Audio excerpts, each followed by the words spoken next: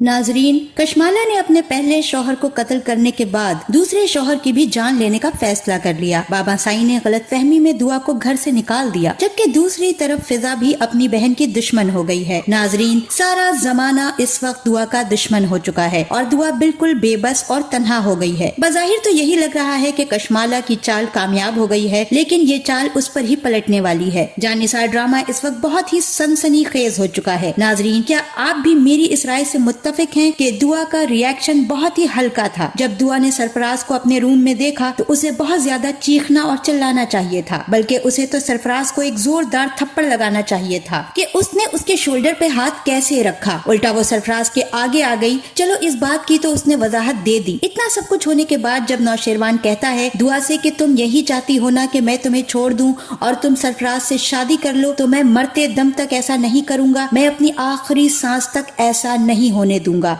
कशमाला जैसे ही ये लफ्ज सुनती है उसे पता होता है कि नौशेरवान अपनी बात का पक्का है। वो अपनी तरफ से दुआ को अपने साथ रख के सजा दे रहा है। हालांकि ये तो दुआ के लिए नेमत है, लेकिन कशमाला के लिए सजा है। कशमाला जब ये सुनती है तो वो सोचती है कि जब नौशेरवान मेरा नहीं हो सकता तो फिर दुआ का भी नहीं हो सकता। जब ये मेरे किसी काम का ही नहीं तो इसे इस दुनिया में रहने का कोई हक नहीं। दुआ बार बार कोशिश कर रही होती है कि वो किसी तरह से नौशेरवान को कायल करे कि वो बेगुनाह है। जितनी गहरी ज़रब नौशेरवान की गैरत पर पड़ी होती है तो वो कैसे भरोसा करता दुआ पे। लेकिन ये सब कुछ उसके घर में इतनी आसानी से खेल खेला जा रहा है। और सबसे ज्यादा अहम बात यह कि इस इतने बड़े घर में सीसीटीवी कैमरे क्यों नहीं? इतना अमीर होने का क्या फायदा? बहरहाल नाजरीन, इन बेचारों ने सीसीटीवी कैमरे तो नहीं लगाए। अगर लगाए होते तो फौरन ही पता चल जाता कि सरफराज कैसे इस घर में आता जाता है और दुआ कैसे उसे जलील करती है। दुआ नौशेरवान की पसंद की तमाम डिशेस बनाती है। कशमाला जब ये सब कुछ देखती है तो सोचती है दुआ, तेरी ये सारी कोशिशें बस कोशिशें रह जाएंगी। अगर नौशेरवान को तुमसे छीन ना लिया तो कहना। बस उसके बाद कशमाला किचन में जाती है और दुआ के पकाए गए खानों में जहर मिला देती है। नौशेरवान खाने की टेबल पर आता है जहाँ कशमाला भी मौजूद होती है। दुआ नौशेरवान से कहती है, मैंने ये तमाम खाने आपकी मोहब्बत में बनाए हैं। कशमाला ने इस दफा ऐसी चाल चली है कि बड़े से बड़े अकल वालों की अकल पर भी पर्दा पड़ जाएगा। नौशेरवान के कहे गए जुमले में कि मैं आखिरी दम तक तुम्हें नहीं छोड़ूंगा ताकि तुम सरफराज से शादी ना कर लो। उसके बाद नौशेरवान के खाने में जहर। ये सारे शक व शुबात दुआ की तरफ ही जाते हैं।